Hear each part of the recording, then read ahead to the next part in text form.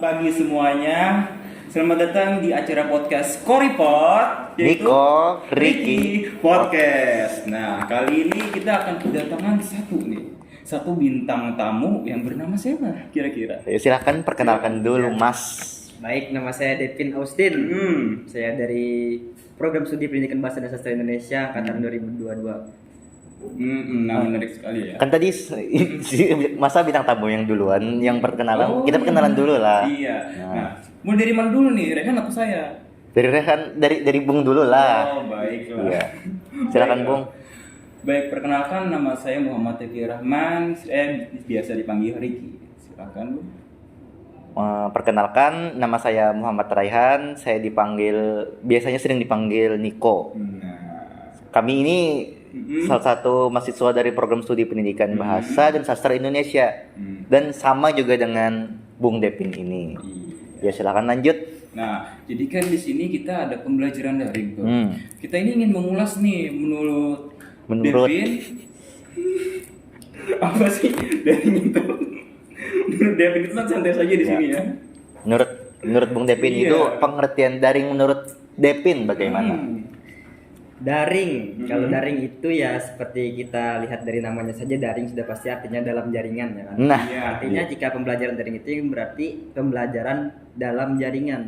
Yang berarti itu tidak harus pembelajarannya itu harus tatap muka secara langsung atau secara luring. iya. Bisa melalui media-media seperti Media Zoom, bantuan Zoom kan? Google Meet. Iya. Intinya di dalam jaringan kita melaksanakan pertemuan gitu. Oh iya. Terus Devin kan pasti sudah pernah merasakan bagaimana proses pembelajaran daring ini dari SMA, bukan? Itu menurut Bung Devin bagaimana perasaan Bung Devin ketika menjalaninya? Iya, kesan-kesannya apakah sangat menyenangkan atau bagaimana menurut Bung Devin? Mungkin kita berbicara dari SMA dulu ya, baru kuliah nanti. Iya. Ya baik, kalau berbicara di SMA tentang pembelajaran daring itu saya sangat-sangat merasa tidak suka, tidak senang. Mengapa itu kira-kira? Karena itu pembelajaran menurut saya hanya seperti pembelajaran untuk formalitas waktu itu. Oh, Karena waktu iya. itu kan zaman Covid, jadi memang betul namanya saat itu pembelajaran daring memang, tapi ketika saya mengikuti pembelajarannya waktu SMA itu tidak ada materi apa-apa. Cuma diberikan tugas begitu saja tanpa adanya respon-respon atau Iya. pemberian materi dari guru. Dengan itu juga membuat saya sangat membosankan bagi saya sendiri ya. Bosan lah jadinya. Oh, berarti cuma ada penjelasan tanpa adanya umpan balik. Oh, berarti yang Devin inginkan ini adalah pembelajaran daring yang memiliki umpan balik di dalamnya. Ya, yang saya inginkan itu ya pembelajaran daring yang ada komunikasi dua arah antara sang pemateri dengan sang murid. Penyimak. Ya, penyimak yang menyimaknya itu. Ya. Nah, kita mau ngulas lagi nih, Devin. Pastinya kan semalam itu ya, kemarin itu pas ketika SMK atau SMA, kita kan pembelajaran daring ya, Devin merasakan juga. Nah, pastinya ada mungkin salah satu dari guru itu yang pembelajaran daringnya berbeda. Apakah ada di dalam sekolah Devin? Ya, selama saya sekolah itu tahun, kalau tidak salah saya mulai pembelajaran daring itu tahun 2020 tengah.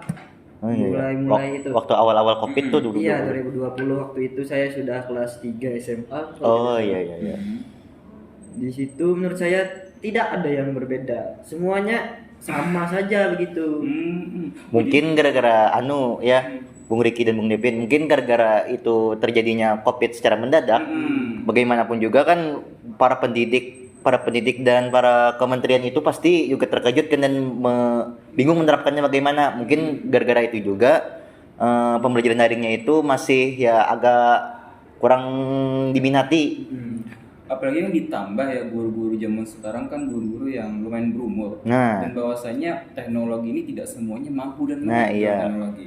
Nah, mungkin karena efek Covid juga ya, kurang persiapan. Iya betul. Sekarang karena kita sudah melewati efek Covid, pra Covid atau apa itu ya? setelah kita Pasca Covid, kan ada perkembangan tuh di dalam dunia daring. Apakah Devin merasakan ada perkembangan itu di dalam pembelajarannya? Atau mungkin semakin menarik nih pembelajaran daring, atau semakin variatif nih, bagaimana Devin? Pertama kali saya merasakan perkembangan dari pembelajaran daring itu sendiri dari saya pribadi ya, itu ketika saya masuk di dunia perkuliahan. Oh iya. saat saya masuk ke dunia perkuliahan, ketika ada pelajaran daring, di situ saya merasa beda nih pembelajarannya dengan waktu saya SMA. Di sini komunikasinya lebih dua arah, lebih lancar, dosennya lebih menjelaskan dengan lebih baik gitu. Oh iya. Jadi ya entah, saya juga bingung, mungkin ada perbedaan metode yang diterapkan oleh guru SMA atau dengan dosen perkuliahan gitu. Betul. Nah, kita membahas lagi nih mengenai daring ya.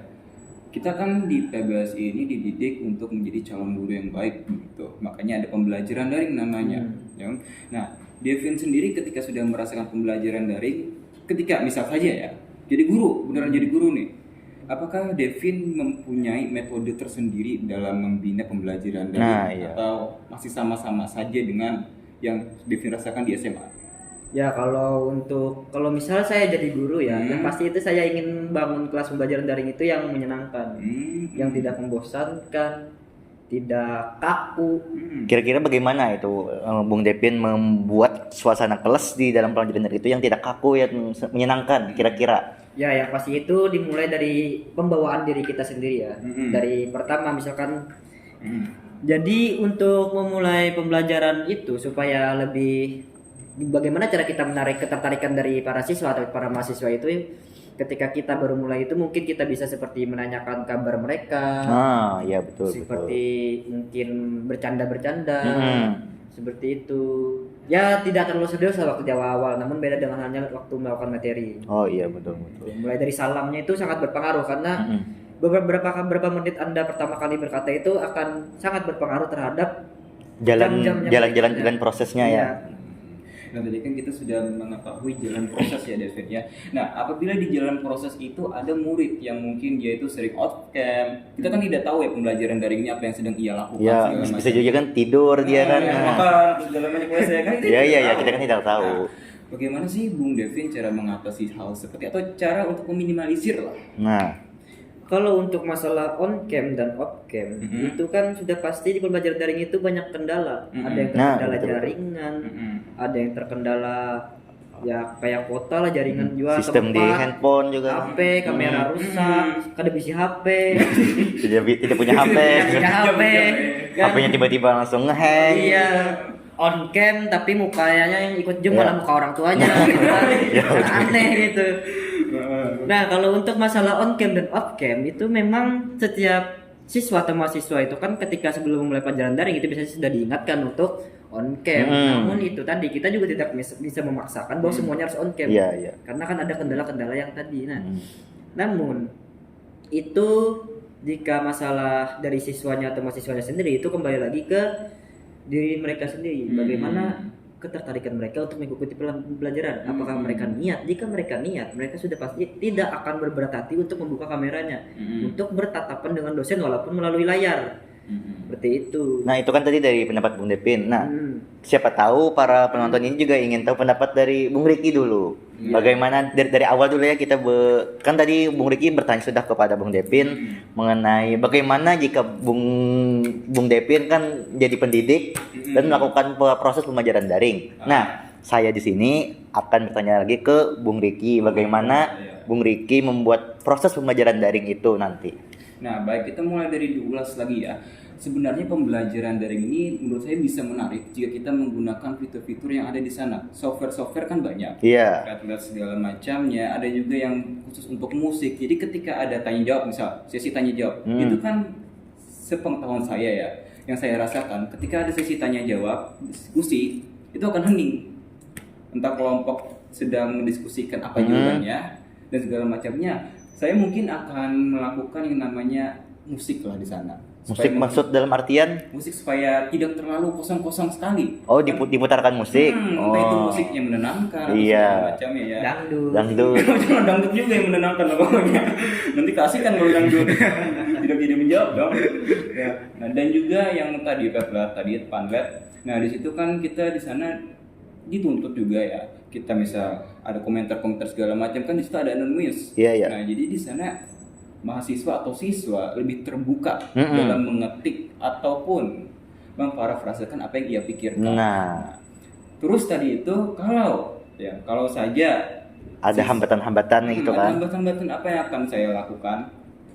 kembali lagi ke awal, saya akan menggunakan software yang mana sekarang ini umum lah, Google Classroom misal. Iya. Nah, mungkin saja ya ada yang tidak terlalu fokus dalam pembelajaran daring sehingga dia tidak tahu apa pembelajaran ini. Maka bisa saja saya ringkas, saya taruh di Google Classroom. Maka di Google Classroom itu nanti akan saya berikan deretan-deretan soal dan disuruh untuk menjawab di situ. Oh Iya, jadi bukan hanya mereka itu sebagai penerima, namun juga sebagai penyalur. Nah, kan ketika kita sudah menerima apa materinya, harus ada diuji dulu nih. Iya. Apakah sampai mana kepahamannya? Nah, seperti itu. Ini tidak dipaksakan ya. Namun ada baiknya untuk dilakukan seperti itu untuk melatih siswanya juga. Menurut saya seperti itu pemanfaatan dari segi software dan pemanfaatan dari segi daring. Iya. Mungkin ada tambahan dari saya ya dari tadi kalian berdua dari Bung Devin dan Bung Riki tadi itu ada menjelaskan ya hambatan-hambatannya ya. Iya. Nah, menurut saya ya seperjalanan saya dari awal kuliah sampai kuliah sekarang semester 4 ini mungkin bisa diminimalisir seperti kan kita melakukan presentasi di pembelajaran daring itu bisa melalui Zoom, Google Meet, itu mungkin bisa direkam. Jadi siapa tahu nanti ada para peserta didik yang sedang mengalami kendala, bisa nanti si peserta didik ini menonton kembali. Nah, mungkin seperti itu. Bagus. Tapi mungkin lebih baik lagi jika setelah direkam itu bisa dipublis di TikTok. Nah, Iya, ditambahkan lagu jedak jedul. DJ Freddy. siapa tahu FYP kan. Benar, konten ya. Nah, tadi kan kita sudah membahas banyak hal ya. Sekarang kita membahas tentang keinginan Devin sebenarnya. Devin ini kan seorang yang menyukai musik. Nah, Iya, betul. Apakah ketika pembelajaran daring ini Devin ingin memadukan dengan hal-hal yang berbau musik atau bagaimana Devin? Kalau untuk mengaitkan pembelajaran daring dengan musik itu mungkin agak cukup sulit kecuali ketika sama seperti Anda tadi, Bung, yang paling ya sekedar menyelingi musik ketika suasana sedang hening, ketika ataupun sebelum mulai seperti yang sering dilakukan oleh dosen kita yang terhormat. Ya, Pak Sainul juga seperti itu. Oh iya, sama-sama. Pak Sainul dan Pak Awim, satu dosen buka playlist kan sebelumnya. Jadi di situ siswa merasa tenang, merasa seru kan, santai ya. Apalagi kalau bisa perkuliahan itu tidak usah dimulai. Nah, lagunya saja. Ya betul gitu. Kan siapa tahu bisa karaoke bareng kan, karaoke online. Itu kan asik. Nah, betul itu betul. Nah, itu sudah membahas banyak hal mengenai daring ya. Nah, kalau kita membahas dengan daring pasti adanya luring. Nah, menurut Devin sendiri daring atau luring? Kan tadi kita sudah membahas tentang daring ya, segala macamnya, hambatannya yang sudah Devin alami. Nah, kita membahas lagi nih, daring atau luring? Secara pribadi nih, saya secara pribadi mutlak saya memilih luring. Nah, kenapa? Karena saya bisa melihat cewek-cewek yang ada di kelas saya. Mungkin ekspresinya ya dalam melihat pembelajaran ya, atau bertanya mungkin lah. Iya, karena kan luring itu menyenangkan gitu. Menyenangkan kita berinteraksi dengan teman, tidak melalui layar langsung berbicara di hadap-hadapan dengan jarak sekilan antara muka dengan muka yang lain. Bisa terkenal liur-liur kan. Iya.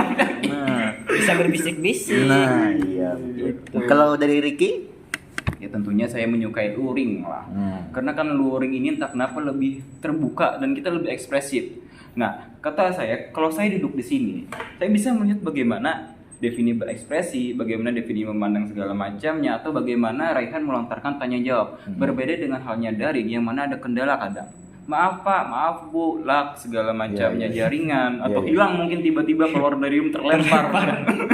Nah, mungkin itu karena luring ini juga dijelaskan bagaimana kita juga bisa bebas, lebih ekspresif, lebih santai, apalagi dengan adanya teman-teman kita di sebelah kita. Iya, betul. Begitu. Terus Bung Rehan bagaimana? Oh, kalau saya sudah pasti luring, alasannya juga sama ya. Alasannya sama ya. Nah, jadi pertanyaan dari saya selanjutnya ya. Tidak ada tambahan nih. Tidak ada. Oh, iya. Misalnya, kan kita sudah merasakan bagaimana pandemi Covid kemarin itu 2 tahun merajalela kan. Tapi itu kita masih dalam status sebagai peserta didik. Misalnya beberapa tahun yang akan datang akan terjadi nauzubillah min dzalik ya. Akan terjadi suatu musibah atau pandemi yang mengharuskan kita harus berdiam diri di rumah. Bagaimana sebagai calon pendidik dari Bung Riki dan Bung Devin untuk menghadapinya? Ya, mungkin bisa dimulai dari Bung Riki dulu. Dari Bung Riki dulu ya. Mungkin bisa dimulai dari Bung Rehan dulu. Kan saya yang mau tanya. Baik. Mungkin kita dia tadi itu sudah membahas tentang daring, Bang.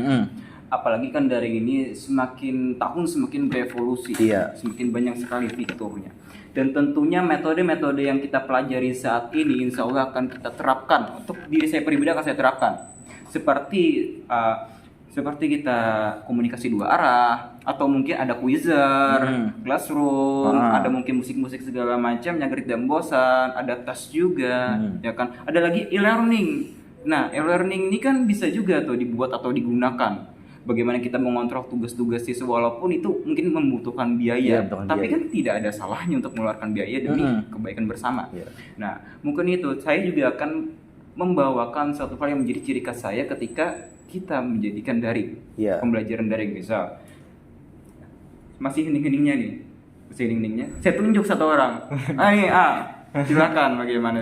Nah, mungkin itu membuat yang awalnya santai, terkejut kan? Terpacu adrenalin. Dan akan membuat yang lain juga panik. Cemas kau deh. Tapi kan itu lebih bagus dibandingkan membiarkan siswa itu santai dan berleha-leha, bahkan sampai tertidur, ya tidak. Karena kan pembelajaran daring itu yang paling ditekan adalah apakah ilmu tersebut bisa masuk. Walaupun mungkin ada yang tidak masuk ya, tapi kita usahakan untuk masuk. Iya. Nah, walaupun kita ditekan-tekan seperti itu, tapi itu demi kebaikan mereka sendiri, begitu. Tapi saya santai-santai aja, begitu ya, tidak selalu harus tunjuk ini, tunjuk itu tidak. Saya kalau ada salah segala macam, siswanya mungkin menjelaskan salah, akan saya benarkan. Mungkin suatu saat kesalahan saja ya, tidak setiap saat proses pembelajaran jadi seperti itu ya. Jadi kita santai-santai saja, jangan harus tegang setiap saat. Nah, makanya ada musik juga tadi saya bahas ya untuk relaksasi. Mungkin untuk Bung Devin bagaimana? Bung Deki sudah cukup tadi, Bung. Kalau tadi kan misalnya di beberapa tahun ke depan akan terjadi pandemi yang lagi sama, tapi lebih parah lagi ya. Lebih parah lagi dan memang haruskah kita isolasi di rumah. Isolasi di rumah. Tidak bisa keluar, tidak bisa beli bahan belanja. Harus diikat. Jadi karena kita pasti sudah belajar dari pengalaman pandemi sebelumnya. Kita sudah punya pengalaman. Kita sudah bisa mengevaluasi bagaimana cara mengatasinya. Saya yakin, saya percaya jika di masa yang akan datang akan terjadi pandemi lagi, itu kita tidak akan kesusahan. Karena dari perkembangan pembelajaran daring itu tadi kan semakin berkembang. Saya yakin di masa yang akan datang itu pembelajaran daring ini akan lebih bervariasi lagi, akan lebih sangat-sangat menarik lagi. Dengan regenerasi tenaga-tenaga pengajar ataupun guru-guru ataupun dosen-dosen yang ketika mahasiswa Gen Z seperti kita sudah menjadi dosen ataupun guru, di situ saya yakin bahwa orang-orang seperti kita itu akan membawa suatu perubahan pada pembelajaran daring yang akan membuat siswa itu tidak merasa malas ataupun takut untuk mengikuti pembelajarannya. Gitu pun saya jika menjadi pendidik nanti di masa yang akan datang, ketika dihadapi dengan situasi yang seperti itu, saya akan insya Allah menerapkan apa yang sudah saya pelajari di sini selama kurang lebih 3,5 tahun. 3,5 tahun. Amin. 3,5 tahun akan saya terapkan ilmu-ilmunya untuk menunjang